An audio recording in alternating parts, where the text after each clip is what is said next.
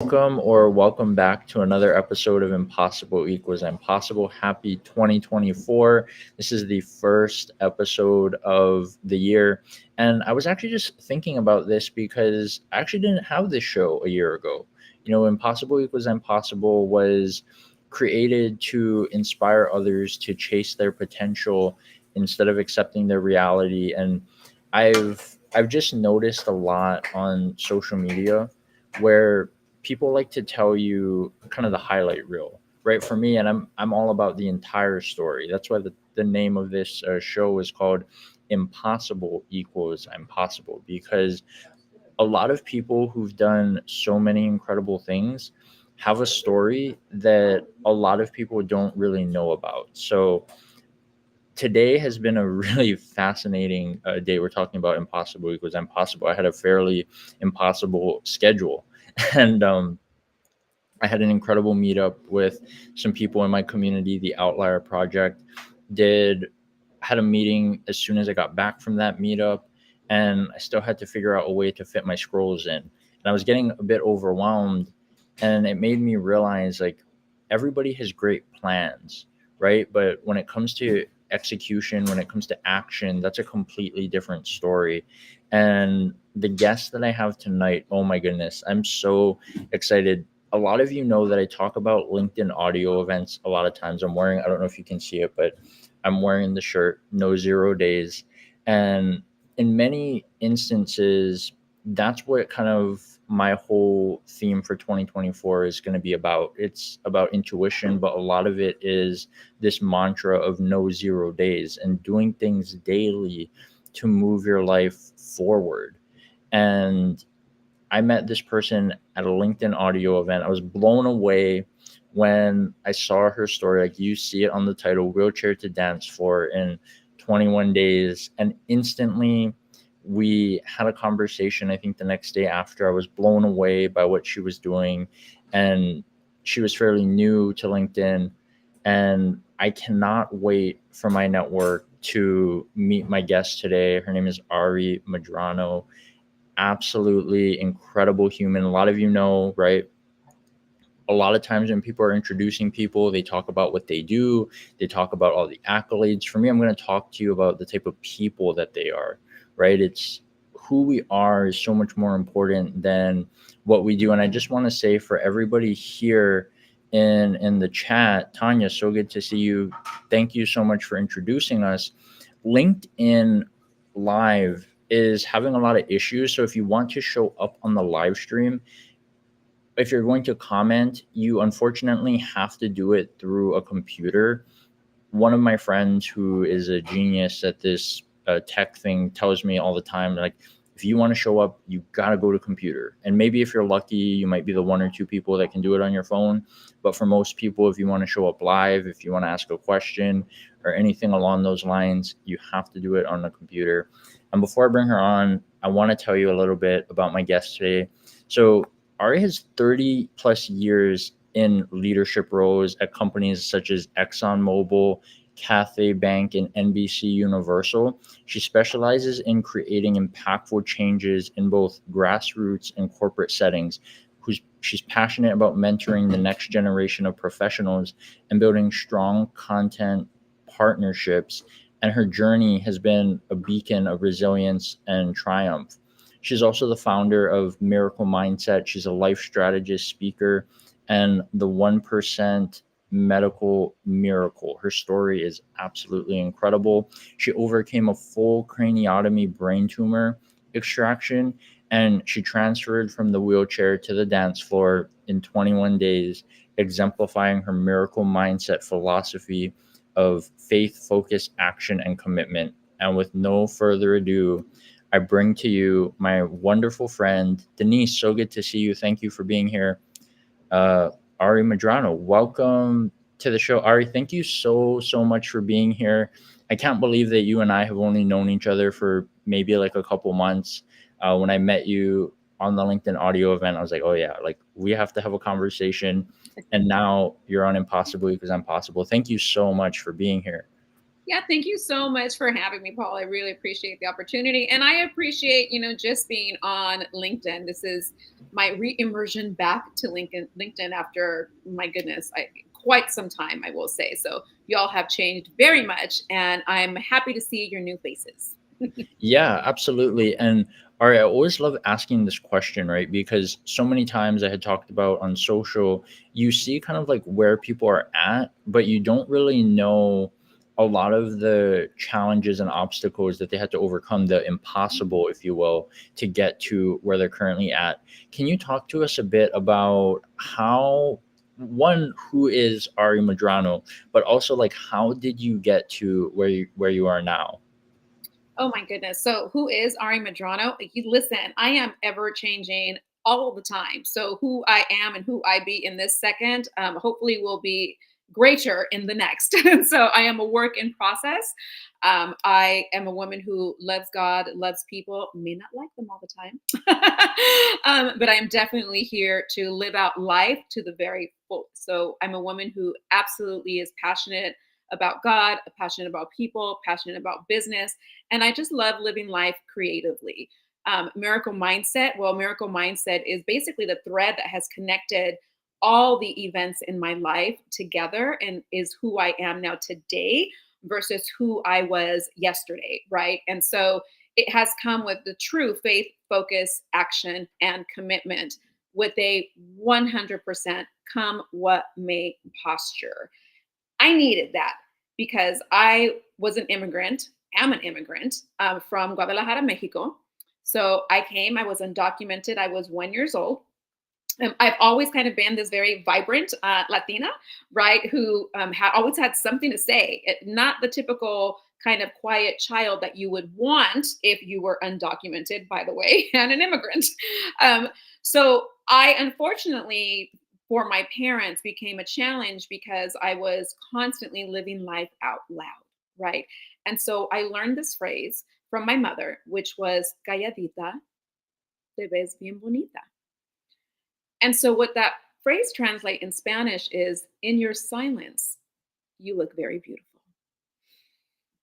Whew.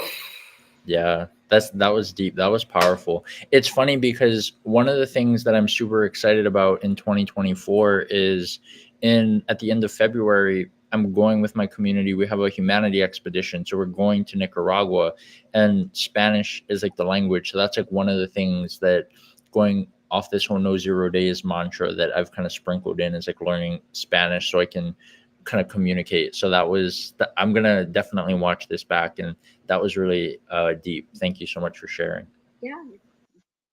Well, let me say to you that that mantra from my mother and many, it's a very typical thing for Latino parents to tell their children, by the way. And so you can imagine there are many of us out there with this drilled in our head, right? So especially as an entrepreneur and especially as someone who is very vocal or wants to be very vocal about things, it very much suppressed me. And through the challenges of my life, that's what I had in my head, right? Calladita, te ves bien bonita.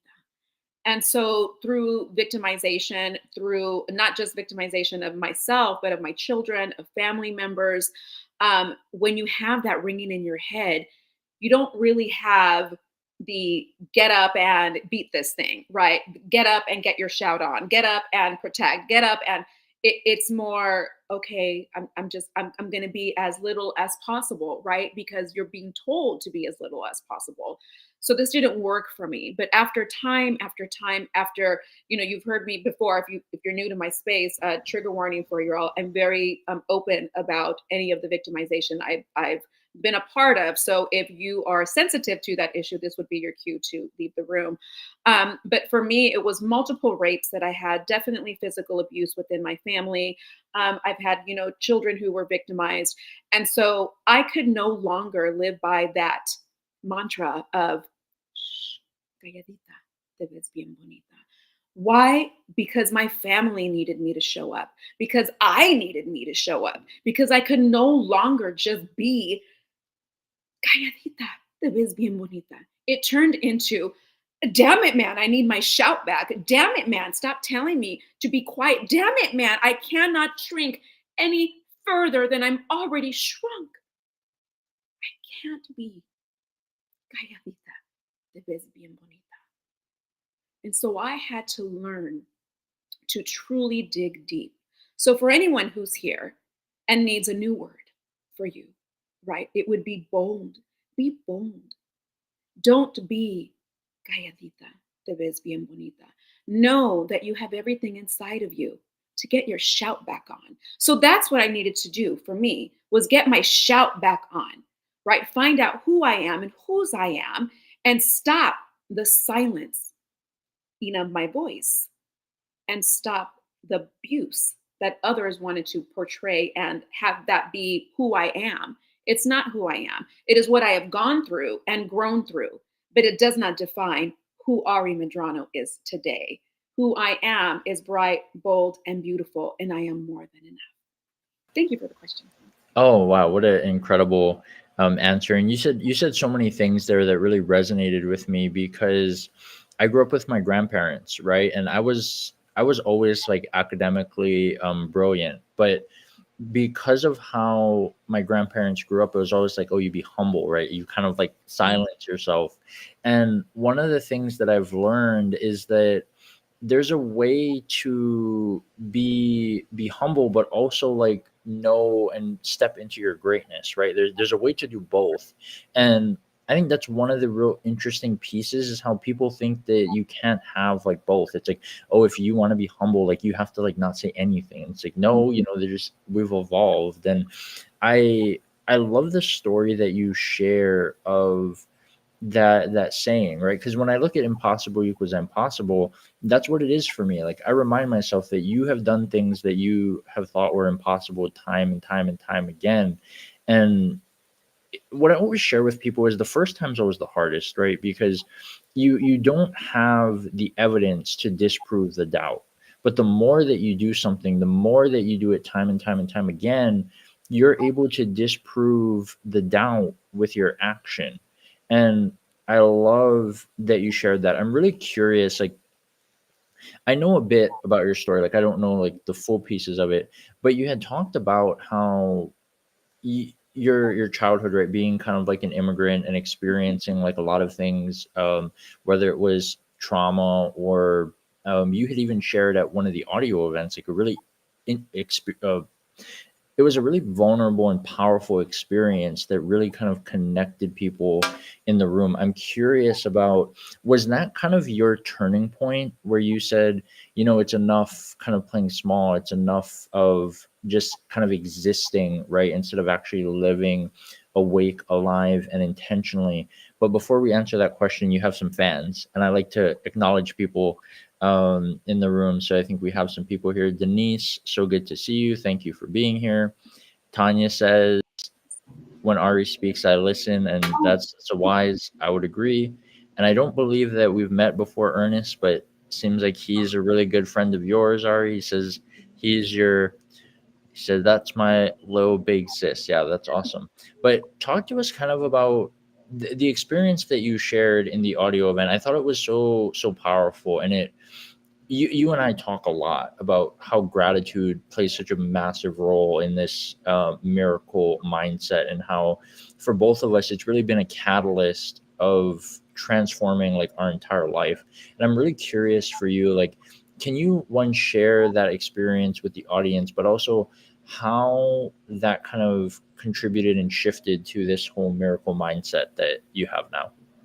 Yeah, so I know that you and I have been in several spaces before, and quite frankly, I'm pretty vulnerable in every single one of them. And I know that I've opened up on every platform because listen, that's what the only reason I share is so that people can align with it and go, oh my gosh, I'm not alone. Oh my gosh. And yet she's still so happy and she's still so vibrant. Heck yes, lady and man, absolutely yes. Again, it doesn't matter what we have gone through. It's really about how we, grow through it. And in all those events that happened in my life, I have shaped them. And that's a choice, y'all. It's a choice to shape the events in your life.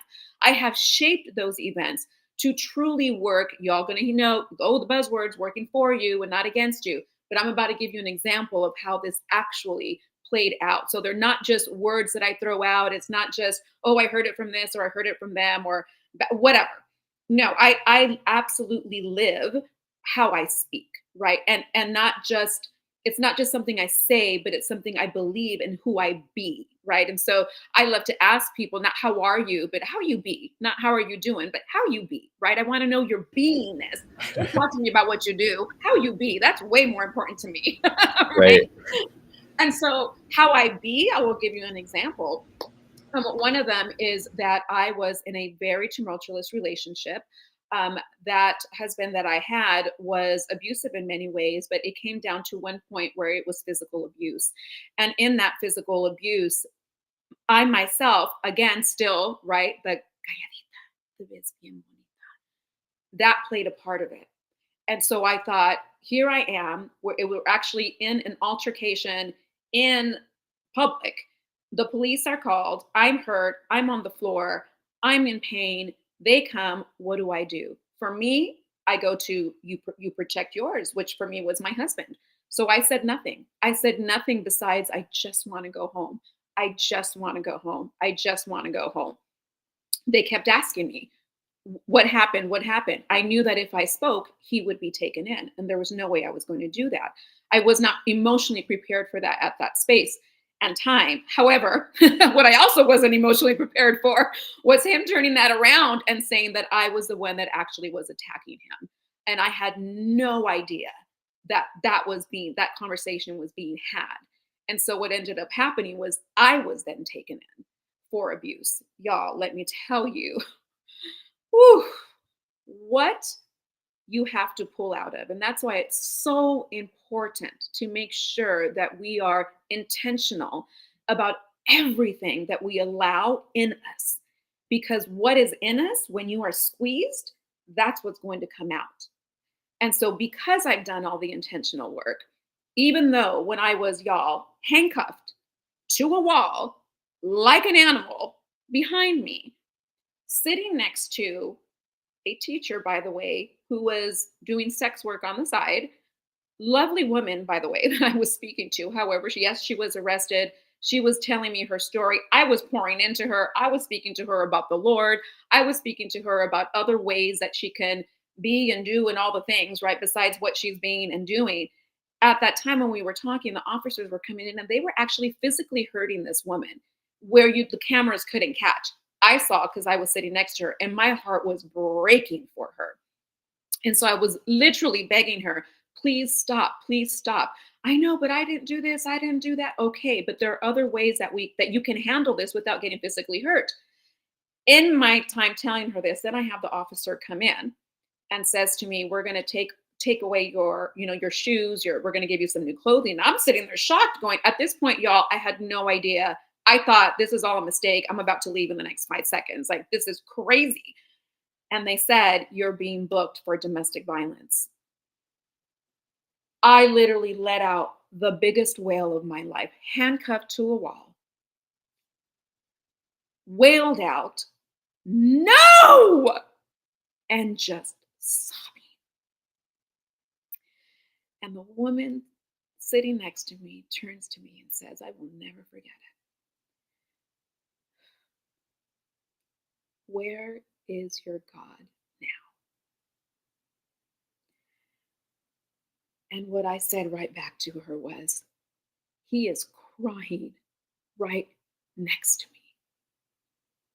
At that moment, I wasn't grateful to not have my husband next to me, my physical one, obviously, right? But I was so incredibly grateful to have my spiritual father with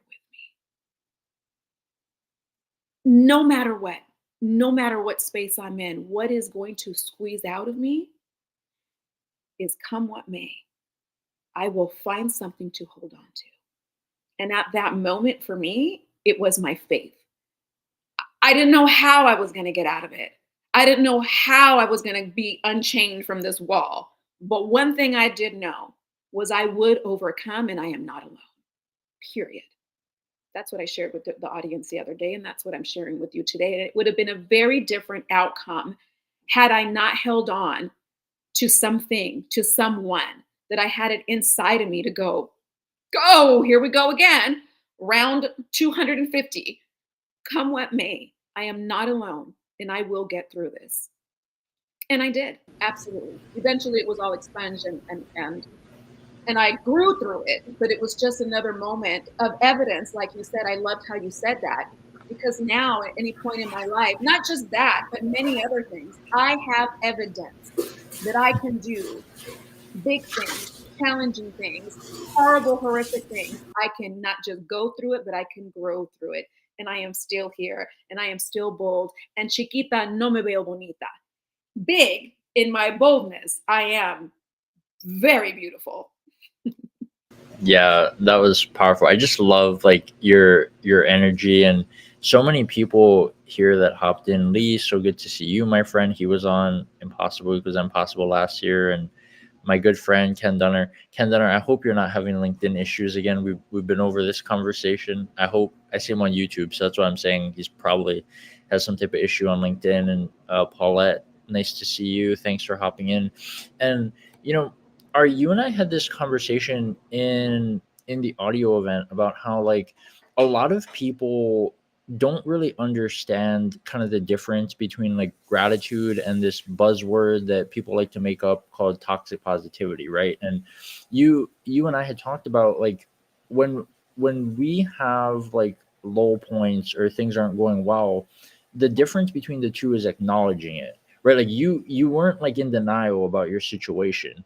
You were like, okay, this is how things are right now, but I have the ability to change it. And I think that that's a piece when you're talking about gratitude that a lot of people don't understand, is that where you are right now isn't final until it is, right? Like as long as you're living, you have the opportunity to change. And that is, for me, I learned over the past 6 months, for me, that gratitude is really a light in a room full of darkness. And what I found is that when you can find these like silver linings when it seems like everything's going wrong, and you have like no idea what you can really kind of cling to, that's when you become unstoppable, because it's like everything that could have went wrong, Mhm. but you're still grateful for something.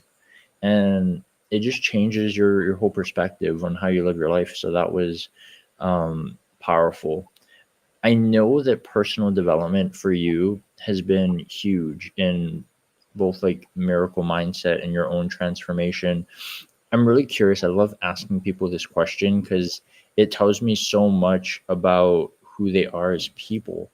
I want to know who's been the most kind of impactful mentor in your life, and what was the most valuable lesson that they've taught you. And I know it's hard because everybody has a lot, but like if you have a couple, that's fine. Usually people share like multiple, but I wanted to ask you that question and learn more about you. Thank you so much. There are absolutely several. There are several throughout the different seasons in my life, and I've been blessed in that. I know that for some, they just have one, and I just say, just because it to me, I could not imagine just the one. However, if I do need to choose one, which I will, it will be to honor, in truth, my little brother who just graduated to heaven. And so he has been a mentor to me since his 20s. We're only 4 years apart. So it's been a couple of decades that he has been. He was brutally shot down um, by some thieves almost 2 decades ago and left for dead, just slaughtered on the floor. They pronounced him dead actually twice. This was in Southern California. And they said if he was to live, he would be a vegetable, that he definitely had no other life and it was just going to be a vegetable. He definitely was not a vegetable. I did receive a different brother back for sure. So part of his brain was blasted out of his head. The insides were also blasted out within him. And so he took, I believe it was 22 shots, I believe it was, all sprayed around his body. And these were bank robbers. And so he came out from that. He actually ended up walking after that. His entire right side, unlike me, which was my entire left side, was paralyzed. We haven't gotten to that story yet, but I know we will. His right side was completely paralyzed. And so he lost his wife. He had just been married. They had two kids. He was a week away from joining the police academy. So he had all these wonderful things ahead of him, and his life was completely destroyed in what he thought it would be. He not time in those states of life where he had extremely limited speech. He had about a second, third grader mentality, even less vocabulary. And he never, ever in those 2 decades was woe is me, shame on who did this to me. Not one spoke ill about the shooters. Not one time had a foul thing to say. Now, my little brother, and his name was Dwighty, by the way. I love you, Papas. He used his time intentionally to give love and to be of service. He lived with my parents for the rest of his life. His wife ended up leaving him. I don't blame her. She was 18 years old when this all happened to her. 19 years old when this all happened to her. They had one child who was itty bitty, and she was pregnant. And I get it, right?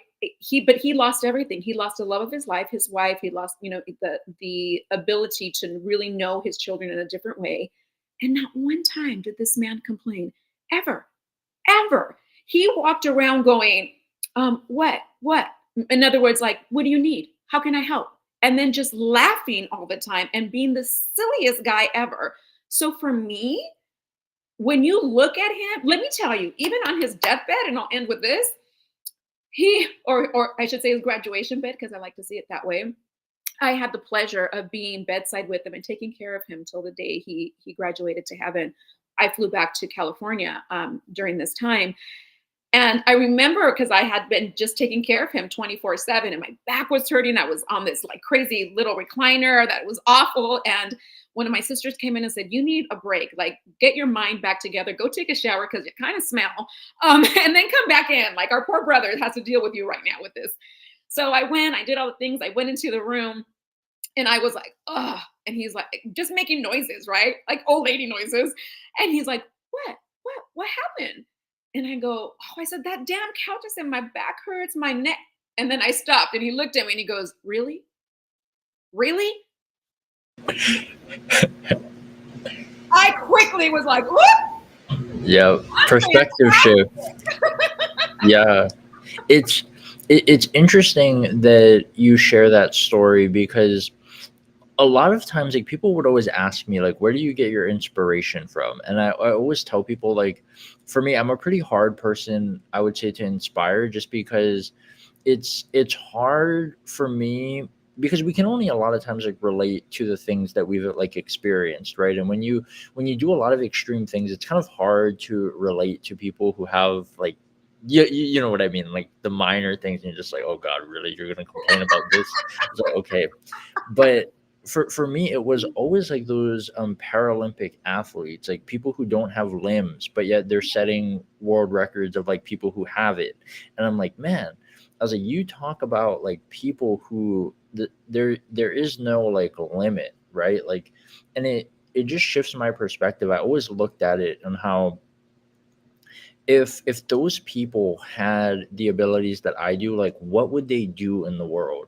And that for me was a huge shift on why I always tell myself, like, the things that you've been gifted, the experiences, the mentors, all these things, like doing anything other than changing the world for me would be, I say, is underachieving.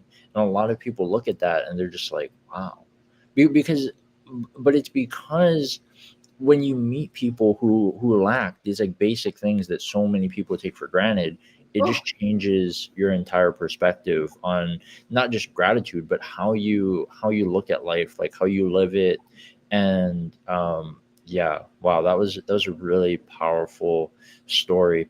I'm curious for you, right? Because we forgot to mention this in your introduction, but you're Dallas now, right? You're in Texas. yeah. And I know you mentioned that you were originally born and raised in Mexico, and then did you come over to California? Is that how that happened? I was born in Guadalajara, Mexico, but we came when I was 1 year old to Southern California. So I was raised in Gotcha. Southern California. I've spent the last decade and a half in Northern California, and now I'm here.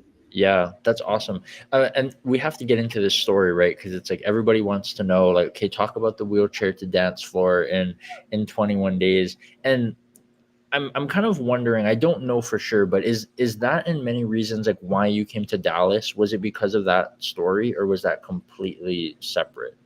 I'm sure it was because of it, but that's not why I chose to. I didn't choose to come, by the way. I'm a very faith-filled woman. I was waiting Mm. to see where God wanted to place me. I'm an empty nester. I have two grown children, and so the world was my oyster. Daddy, where do you want me to go? I mean, I'd be great if you sent me to Europe. Like, what do you want me? I had just come back from a trip to Puerto Rico. Can I go to Puerto Rico? Like, what do you want from me, Daddy? Where? Where am I going?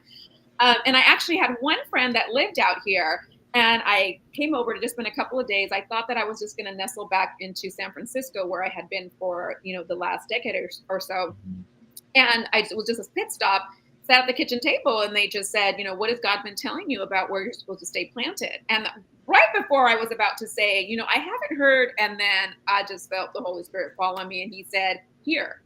And I started crying because I said I would move anywhere in the world but Texas. So that's how I knew it was God, because it was not me. And here I am. I'm someone who's obedient. I've seen the power of God. I have a very healthy fear of Him, and so I want to be a good daughter. I want to make sure that I do what He says, and if this is where I'm supposed to be, I guess this is where I'm at. And literally 3 days later, I found a place, and 2 weeks later, I was living here. Had everything shipped over, and drove from I think I was in Oregon at the time. From Oregon here. Yeah. Wow. Yeah, so Wow. that's how I got here. That's how I got here. And yes, my speaking career on Miracle Mindset started here. Yes. Wow. That is so fascinating. And I guess we have to hop into it now, because I know I'm curious, but I think everybody in the audience is curious as well. Kind of, you had talked a little bit about how your brother had experienced like a traumatic brain injury through like a shooting, and in many ways like that was really similar to kind of like what you experienced, right, with your brain tumor. And obviously we read in the bio that you had to go through a full craniotomy. And I was even curious because I looked on your LinkedIn featured thing, and you said why you fired your physical therapist. And I Mhm. was like, oh, this is interesting. So kind of talk to us a bit about, one, what was the whole story? Like, was it just genetic, or did it happen like for health? Like, how did the brain tumor start? And then kind of tell us a bit more about that journey. I love this question because actually no one's ever asked me about the brain tumor before. They always jump to everything else. And so I think it's great because no, it's not. Well, I guess it is genetic, maybe for all women. From my understanding, what my neurologist let me know was that women have so much estrogen that we have these like little tumors in our brain running around, not a big thing. That people usually have, several of them. The unfortunate thing, that the one they found in me, which was they found it as a secondary finding. I fell off a ladder while I was doing some work in one of my closets in my home. And they said, yes, you have a severe concussion. You're going to be just fine. However, we found a tumor. What? And they said it's not the tumor that we found that it's the issue. It's the placement of the tumor that's the issue. And so the placement of the tumor was in the middle of my cortex. And so any growth whatsoever was potentially death for me. So I had to go and have it extracted. So this was shocking, horrible. It was in the middle of a divorce at the time, not the news that you want to have. So they said not to worry. It was going to be very quick, a quick incision. I was going to be in and out in a couple of hours. No big deal. It turned out to be a very big deal. So when they did the exams, I went back and they said, we don't know. They actually said I had 10 to 15 years to not even think about it because the possibility of growth was so minute. Well, the possibility of growth turned into it grew. It grew, and this is now emergency full craniotomy. What we thought was going to be a 3-inch incision is now an incision from ear to ear, where we have to go in and extract immediately. And so that was completely different scenario. Yes. How I went to firing a therapist. Well, here's the thing. It's so important to make sure that whoever is around you is on the same playing field with you and that you are all moving in the same direction. So what I was told you all was that once I woke up from the brain tumor surgery, which took multiple hours, and I stroked many times in there. I also had a blood transfusion while it was happening. I lost so much blood in my brain. Uh, and well, then I woke up paralyzed, y'all. there was nothing easy about this situation whatsoever. Nothing simple about it either. And so when I woke up in excruciating pain, and the entire left side of my body was now paralyzed. And so that then catapulted me into this whole new life, supposedly, right? So the prognosis they gave me was I was going to be in a wheelchair for the rest of my life. However, the prognosis that God gave me was you walking out of here. So I chose to lean on God. And what I wanted and what I knew was that there was no way on God's blessed earth that I was going to be paralyzed. It just wasn't going to happen. And so that's why I'm so big on mindset and creating the life that you want, because the life that I wanted was of usage of my legs. And so I made sure that that is what happened. So everybody around me had to be on that same page. If you were questioning, if you were woe is youing, get out of here. Don't call me, don't text me, don't come to my room, don't do any of that. Like, I cannot have you here. So I had a physical therapist who wanted to treat me as an invalid, as someone who, like, and God bless him, he was only trying to do his job. I get it, but I needed to do my job. And my job was to get the heck out of here walking, right? And so I needed you to hear me. But if you can't hear me, and for anyone that's out there that's listening to this and is part of the medical profession, it's so incredibly important what you speak into your patients. Because what I did was created the outcome that I wanted. I don't believe that I should just be the 1% medical miracle that went from wheelchair to dance floor in 21 days. I absolutely believe that anything and everything is possible if you believe it, when you believe it, how you believe it, and you be it.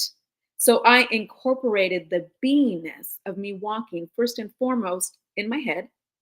And then it went from my head to my mouth. And then when it went from my mouth to getting everyone on the same team. This physical therapist chose to not be on my team. Well, then guess what? You don't get to roll with me then. I'm gonna need you to leave. And I'm gonna stay planted in this wheelchair until y'all get me somebody who can be where I need them to be. So I'll wait. And that's what happened. So they came Yeah. and they said, Ari, it's going to be hard to find someone. You're going to have to sign forms. I don't care. I'll sign whatever. But one thing I will not do is be treated like someone who will not walk again. Wow. This is interesting. All right, I'm not sure if you're connected with Denise, but I always love, like, this is like a tip for anybody. If you're doing like a LinkedIn live show, interact with the people in the comments. Like, there's so much, like, not only content but connections. But Denise brought up something, and I think she said to Ari that her story and her truth is really similar to yours. If you guys aren't connected, definitely probably be a great conversation. But she says that she's fired therapists for her kids before because there just wasn't an alignment. And to that point, this is something that I kind of had to learn on my journey, is that what other people view as your ceilings could be the floor for you. And you have to be willing to bet on yourself. And this is what I love so much about your story, because the quote that I have on my LinkedIn is a personal quote that I wrote about how every time the world said no, I had the courage to tell myself yes. And I feel like so many people shortchange themselves, or they're like, no, this person's like gone to like doctors, right? They go to school for like 8, 12 years. They're like, no, this person has to know better than me. But the truth is that nobody knows you better than you. And this is a conversation that I remember actually having with my mom, because I said, it's funny that I'm older now, but I was like, Mom, I actually kind of feel bad for you, because it must have been rough for you to be around me growing up, because I was always my own person, right? Like, a lot of parents try to like control their kids, or they think that they know what's best. But I always told my mom, like, I knew what was best for me. And a lot of the decisions that I made, she didn't necessarily agree with, but she looks at a lot of the things that I've done now, and she's just like, wow, and that wouldn't have happened if I had listened to what she said. So really a lot of value here about not only just what you shared with your interaction with medical professionals, because I'm sure there's people here who have that same experience, or maybe they will, and that one tip might make a difference for them. That was really so powerful. And I'm curious for you, right? Because I had shared with you when we first met that one of my best friends is a dancer, and she's like competitive with it, and she's like incredible. It is dancing like something. Is that something that you do, or was it just kind of a neat little tagline that's like, oh, I went from wheelchair to dance floor in 21 days? Like, what was it about that really became kind of your slogan, I guess, if you will? Oh, yeah. No, I definitely am not into anything to just be a tagline. That's for darn. Anything you hear me say, y'all, is because I got receipts to back it up, and it is exactly who I am. And so, yeah, dancing is a thing. I mean, I'm Latina, like not to be stereotypical, but I'm so stereotypical. Like that, it comes from a place, right? And so, my place is I love to dance. Not only do I love to dance, but I love myself some beautiful 6-inch heels. And so, I knew that I'm not just gonna walk out of here. I literally, when they asked me when I went into the rehab, and I went to rehab to learn to be in the wheelchair, right? According to them. So when they were like, Ari, what would be like a win when you went out of here? Like, what do you want to do? So I was like, that's a dumb question. And I literally looked at him like, walk. And then right away I was like, oh no, that's too simple. Like, no, I said, dance, dance, dance out, dance out. And they were like, oh, she's so cute. Oh, yeah, okay. Like I knew in their heads, they were like, she has lost her damn mind. Like there is no way this works. She can't even walk. Did anyone tell her? Yeah, it didn't matter. I just knew that if I'm going to do this, God's going to do this. It's going to be a miracle, or we're going to go big or go home. Like, let's just do this thing. And so it took me a lot longer to get into the heels, but I absolutely did it. I think it took me about 8 months to get into 6-inch heels because I Wow. was in Vegas that at the end of the year, and I was in heels. Yeah, but I just know that I know that anything and everything is Mm, possible. Come what may, I have evidence of that. So I do want to counter just a little bit of what you said prior to the whole like we don't have evidence. I say we do have evidence. I mm, say everyone here, you have evidence since when you were a baby, when you were born. You only knew how to lay on your back, damn it. And then guess what you did? You rolled over, flipping in, you rolled over, yes. You have evidence that you can do hard things. We got yeah, this. And then what did you do? Then you sat up and you held your neck up. What? Where did you do that? Who taught you that? What miracle do you have mm, going on? You have multiple miracles and evidence in your mm, life. Just look behind you. yeah, That thing that you went through, that thing already when you were 5, when you were 10, when you were 20, when mm, you attach whatever event in your life that you thought, I'm never going to. Yes, you are. And yeah, yes, you did. And yes, you can. You yeah. have evidence. Yeah, that's one of the things that so one of the most impactful people in my life, that was like one of the best Christmas presents, the most memorable ones I would say, was I got to have this conversation with my mentor mom, Danelle Delgado, and her thing that she always says is become who your results require. And she would always say is that you if you I can, I will, let's go, right? And that was like always a thing for me, and you can only say that when you've done the thing that you're trying to teach. And what I had actually just had a thought as I was listening to this conversation and I was being present. I remember the thing that caught your profile, and it was when I had visited my family in Jacksonville. That's where I'm currently at right now. After Thanksgiving, I had this massive kind of epiphany. My aunt and I were watching this movie called Miracles from Heaven, and it made me realize that miracles are all around us, but a lot of people don't have the self awareness to actually see it. And then when I saw you talk about miracle mindset, one of the things that I had talked about before coming back was miracle mentality. And it was just a really interesting thing. I think that's where we originally connected. But you had talked about how there's 4 pillars to your thing, right? It was faith, action, commitment, and I think focus or something was your Whoa, other look one. at you. Yeah. Yes. But talk to us kind of a little bit more about how do you create that miracle mindset, right? Because one of the things for me is like I like hearing things that you don't hear a lot, because everybody talks about, growth mindset, fixed mindset, and just kind of regurgitates a lot of the same thing. But when you talk about this miracle mindset, miracle mentality, however you want to title it, I'm really curious, like, how did you kind of come up with that, and what do you think is so unique about the way that you approach it, that maybe if it's just one or two things that you could share that you feel really, because we all know there's levels, right, to Mhm. mindset, to business, life, whatever it is, there's different levels. What are maybe like a few things that you could share to maybe elevate people to, that goes beyond the basic, growth mindset, fixed mindset conversation? Yeah, thank you. And that really comes with doing the inner work, right? So if I hadn't done the inner work, if I wasn't constantly doing right, when earlier on you asked me who was Ari Medrano, and I'm like, I'm the woman who's in the becoming of, right? And I'm constantly changing and I'm constantly growing. And I hope I'm better the next 10 seconds than I was 10 seconds behind me. Like it is an active, right? Mindset. So I'm constantly setting my mind on miracle mentality, right? On the miracle mindset, on the things that are in front of me and not behind me, not even where I'm at. I know we're very big on be in the moment. Yes, be in the moment. However, see yourself in your future present and not your past present. Because if not, you're going to miss the gift 100%.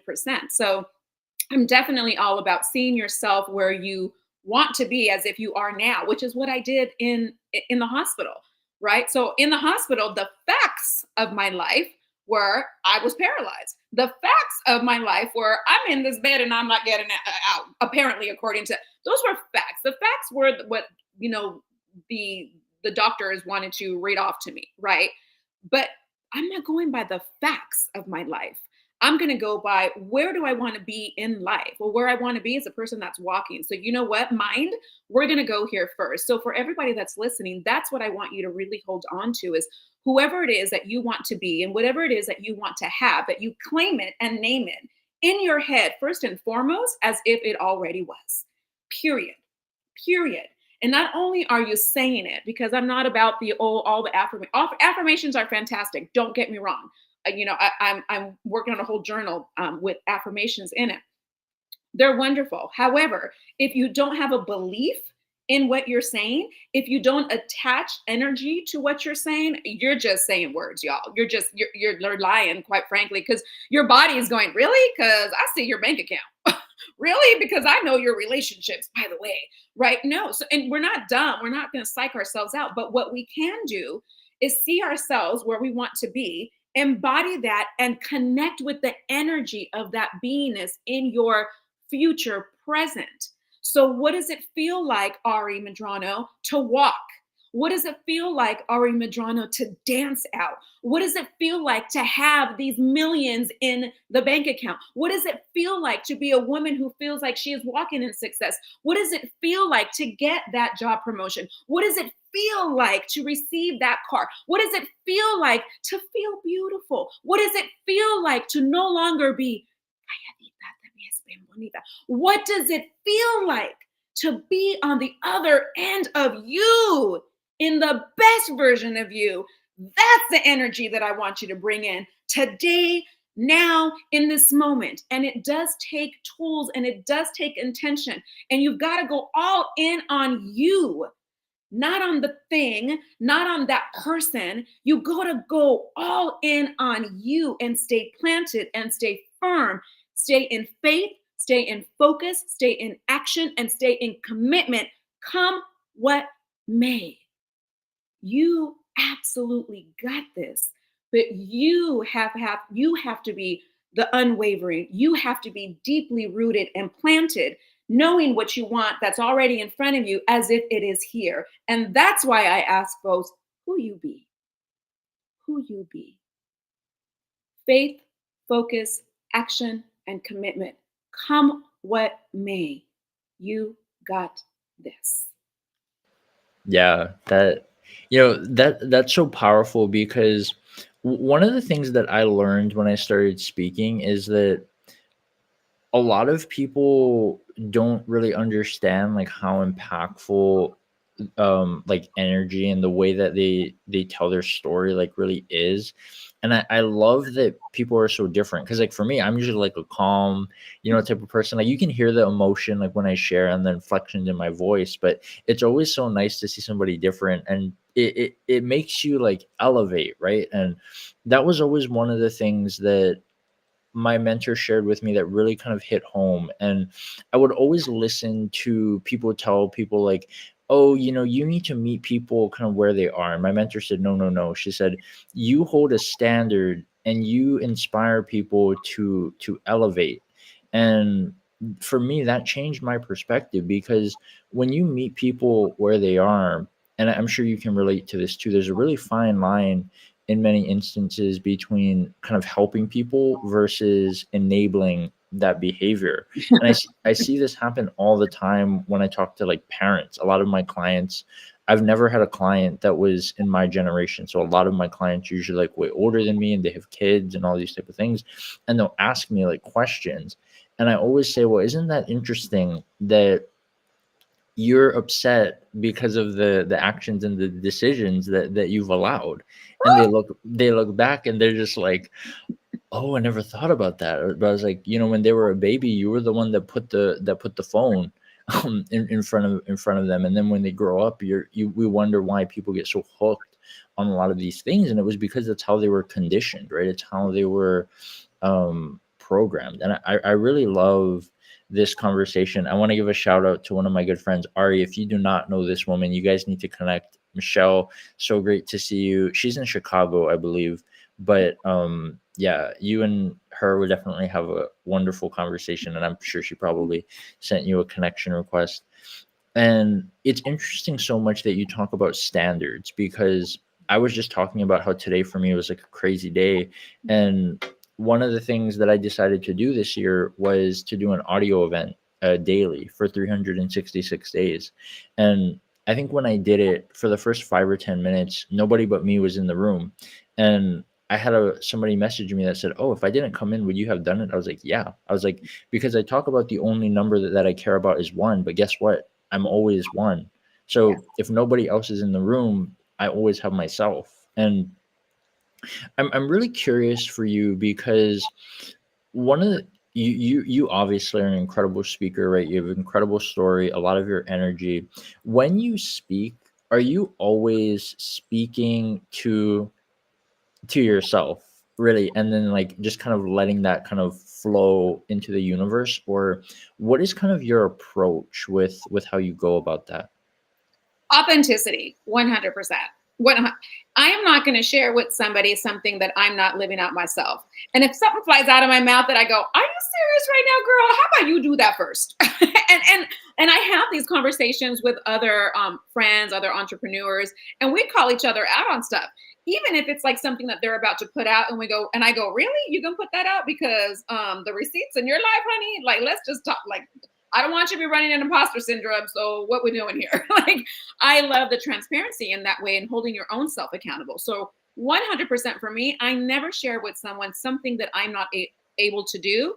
I also don't put a price on something where that I'm not able to also pay and ask someone else for. Some of y'all need to hear this, especially in this entrepreneurial world. Don't be asking for something that you're not willing to pay yourself. I'm just going to put it out there. Yeah. I'm Yeah. that clear about things. Like, so I make sure when I say money comes to me easily, quickly, and abundantly, that I live that out. Right. And so that I also give value to where I see value. And in this world, that's an exchange, not just an energy exchange or Mhm. an energy exchange, because money is energy. Right. And so that value comes with energy, and that energy equals dollars. And so it's a value of exchange, right? So don't ask somebody for something that you're not willing to pay. I work in that same way, and not just in physical energy with money, but in energy, vibrational energy. Yep. How you show up in the world absolutely matters. And how I show up here is how I show up everywhere. You can ask anybody who's in in the chats that knows me. You get this woman in person, on the phone, like wherever it is. I show up the exact same darn way, period. So yes, I pull from self and I flow from a very authentic space. And you and I actually had an exchange before we got on here. And he so graciously said to me, Ari, if I ask you a question that you don't want to answer, like just say, pass on that question. I won't get offended. I won't. And I turned to him and I said, listen, I even took off my glasses. I'm like, listen, if you're going to ask me a question that ruffles my feathers or that it's going to trigger me, those were his words, that are going to trigger you, I have no business in this space. Mm. I have no business in this space. If he is going to ask me something that I'm going to be triggered in, when I'm talking about personal development, when I'm talking about being your authentic self, when I'm talking to people who are hurting and broken and need a good word, if I'm going to break with your word, I got problems. Get off the stage. Get off, because you're talking for you and not for the people. And Yep. so again, I go back to, it's the authentic space, it's the authentic self, and I do speak from that space. Yeah, and it's powerful. Like, one of the things that you talked about too, about just being transparent, it was one of the things that I had learned. And the past 6 months for me were really challenging when I moved and I transitioned to a different career, just because I wanted to focus on alignment versus chasing the dollars. And it was challenging because sometimes what you find is doing soul work doesn't really pay in the beginning, right? Like, it takes some time to kind of build it up. But it was interesting to me because I always tell people, like, the past 6 months for me were probably like the worst financial months of my life, but they were the most fulfilling. And I Mhm. was like, I would much rather have that than have the money, because it's like, once you get to travel, and you and I have had this conversation because you got to do a lot of these things, but it's like, it's only once you get to do those things do you realize how irrelevant it is in big picture, right? Like, if you have this goal to like travel the world, it's like, once you do it, all the problems that you thought would disappear when you did it are still there. I would say they're probably even just amplified at that point. And there's so much value to everything that you shared, but also there's a neuroscience aspect behind it, in the fact that our mind doesn't know the difference between imagination and reality. Like, a lot of, that's why they always say, like, the people who are crazy enough to think that they can change the world are the ones that do, because you start telling yourself like that over and over and over and over again.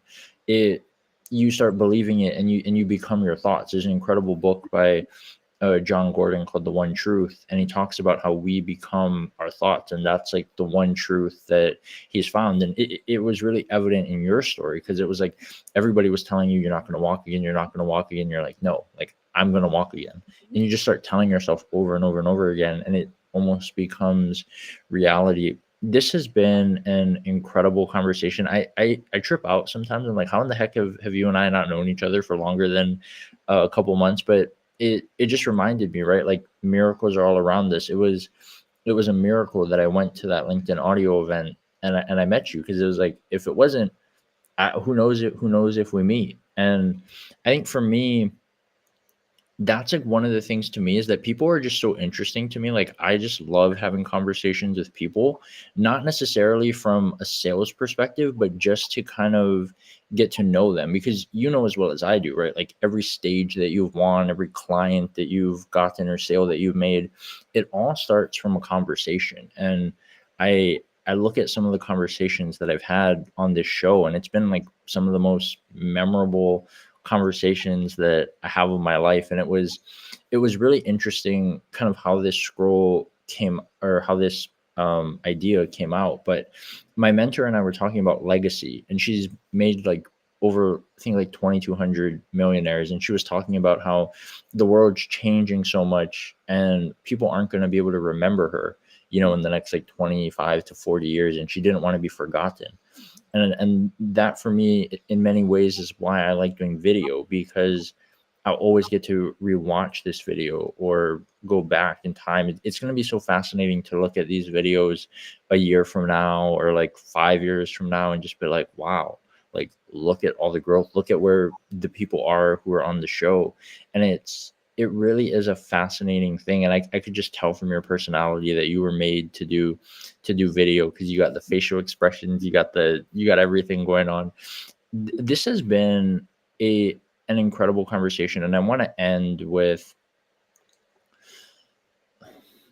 I love finding out from people, right? Like, what is what is your ultimate goal? Like, why are you on LinkedIn? How can myself and my audience, like, how can we support you and help you move move it forward in your life? I appreciate the question and thank you so much.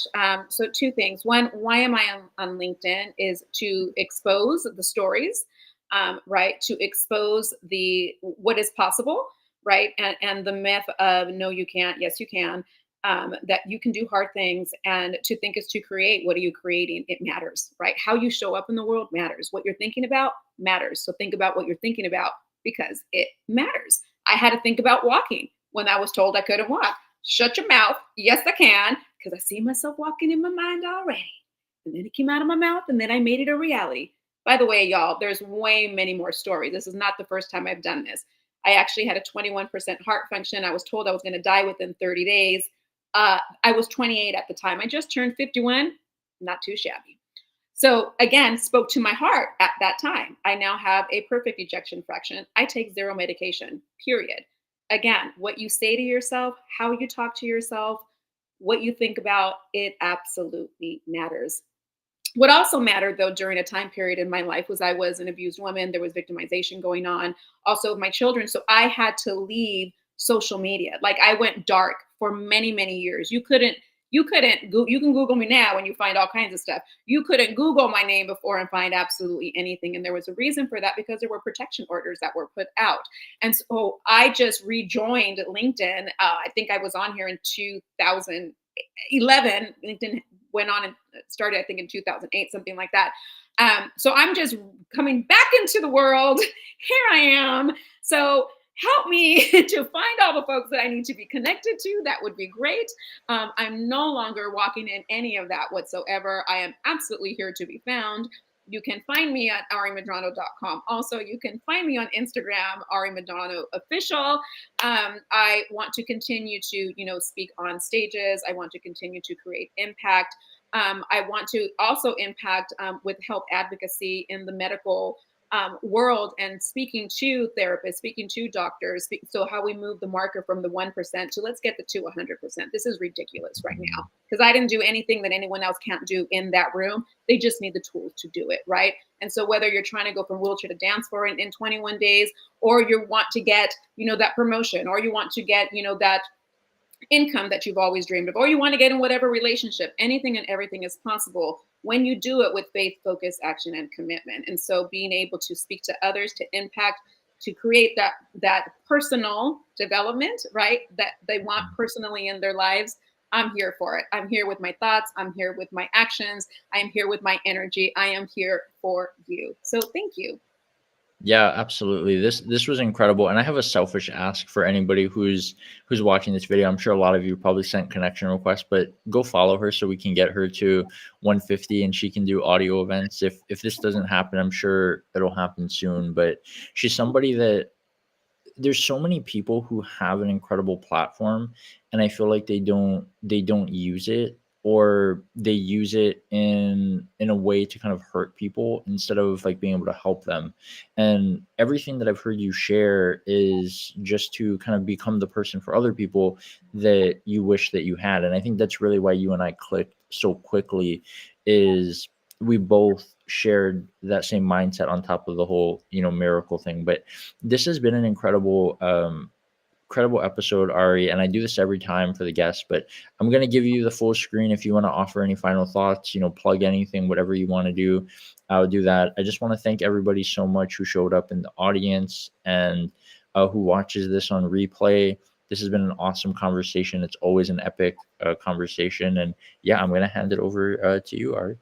Thank you so much. Well, I've done all of my call outs already. So once again, you can find me on arimedrano.com. You can find me at Ari Medrano Official on Instagram. I am here. I also want to put out a challenge to all of you in this whole 2024 year, as we're making, changes, as we're, dedicating time to this, that, and the other. We want to be in the becoming of all the things. I would love you to focus on the more. Have 2024 be the more in your life. More love, more patience, more kindness, more happiness, more joy, more resilience, more. Be more, not do more. I think you've got that down.